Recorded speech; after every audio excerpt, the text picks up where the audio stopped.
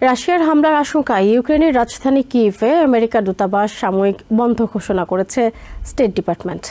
ইউক্রেনে রাশিয়া হামলা জোরালো করতে পারে সুনির্দিষ্ট এমন তথ্যের ভিত্তিতে বুধবার দূতাবাসের কার্যক্রম বন্ধ রাখা হয়।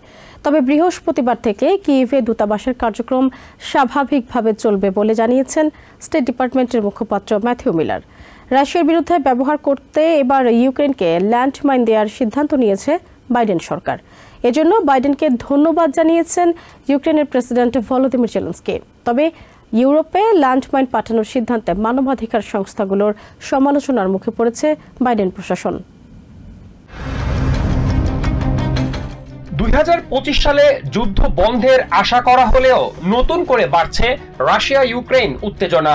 ইউক্রেনে আমেরিকার পাঠানো দূরপাল্লার ক্ষেপণাস্ত্র রাশিয়ায় নিক্ষেপের অনুমতি দেওয়ার পরই কিয়েভ সহ বিভিন্ন স্থানে রুশ হামলা জোরালো করার আশঙ্কা তৈরি হয়েছে।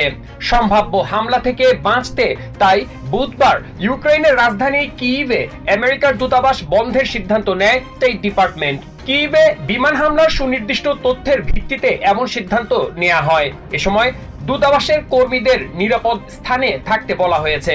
হামলাজনিত সতর্ক সংকেত শোনা মাত্রই নিরাপদ আশ্রয়ে সরে যাওয়ার প্রস্তুতি নিতে আমেরিকার নাগরিকদের পরামর্শ দিয়েছে দূতাবাস।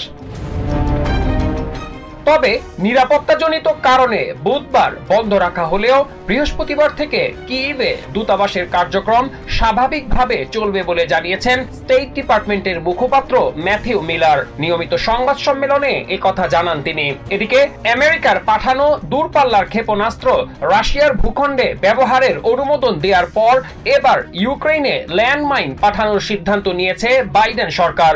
শীর্ষ এক সামরিক কর্মকর্তার বরাত দিয়ে এই খবর জানিয়েছে রয়টার্স। বাইডেন সরকার বলছে ইউক্রেন নিজ ভূখণ্ডে ফাঁদ হিসেবে এই মাইন ব্যবহার করবে, তবে সেগুলো অবশ্যই বেসামরিক জনবহুল এলাকায় ব্যবহার করা হবে না বলে জানান ওই কর্মকর্তা।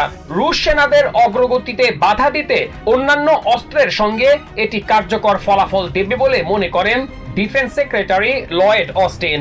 ইউক্রেনে ল্যান্ডমাইন পাঠানোর ঘোষণায় বাইডেন সরকারকে ধন্যবাদ জানিয়েছেন প্রেসিডেন্ট ভলোদিমির জেলেনস্কি।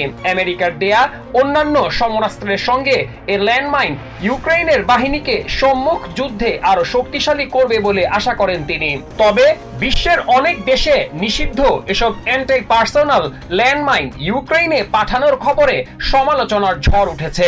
ইউরোপে এমন প্রাণঘাতী মাইন পাঠানোর সিদ্ধান্তকে দুঃখজনক আখ্যায়িত করেছে হিউম্যান রাইটস ওয়াচ সহ বিভিন্ন মানবাধিকার ও ল্যান্ডমাইন বিরোধী সংস্থা। এদিকে আমেরিকার পাঠানো দূরপাল্লার ক্ষেপণাস্ত্র নিক্ষেপের পর এবার রাশিয়ায় ব্রিটেনের দেয়া দূরপাল্লার ক্ষেপণাস্ত্র স্টর্ম শ্যাডো নিক্ষেপ শুরু করেছে ইউক্রেন। বুধবার রাশিয়ার কার্স্ক অঞ্চলে এই ক্ষেপণাস্ত্র নিক্ষেপ করে ইউক্রেনের সেনারা। আমেরিকা ও ব্রিটেনের এসব দূরপাল্লার ক্ষেপণাস্ত্র ব্যবহার রাশিয়াকে ইউক্রেনে হামলা আরো জোরালো করতে উস্কানি দেবে বলে আশঙ্কা করছেন সামরিক বিশ্লেষকরা। Masum Hasan, TVN 24 news desk.